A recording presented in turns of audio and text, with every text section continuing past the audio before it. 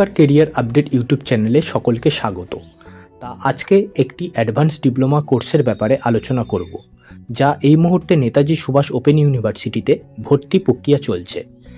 আমরা আজকে আলোচনা করব এই কোর্সে মেয়াদ কত, এই কোর্সে ভর্তি হতে যোগ্যতা কী প্রয়োজন, এই কোর্স করলে চাকরির কী সুযোগ আছে এবং এই কোর্সে কত টাকা খরচ হয়। আজকে এইসব বিষয় নিয়ে আলোচনা করব।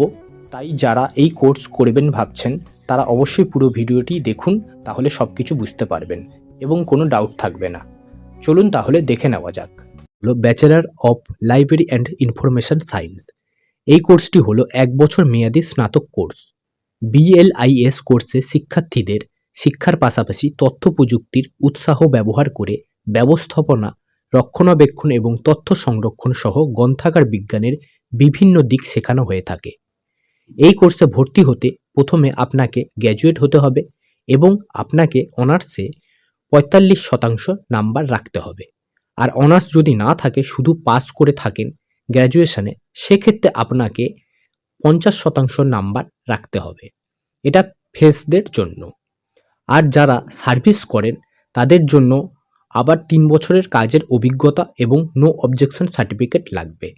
এবং এই কোর্সের স্টাডি মেটেরিয়াল বাংলা এবং ইংরেজি দুটোই হয়ে থাকে। আর এই 1 বছরের কোর্সের খরচ হয় কোর্স ফি 5,000 টাকা এবং আদার্স কোর্স ফি 475 টাকা, মোট 5,475 টাকা মতো খরচ হয়ে থাকে।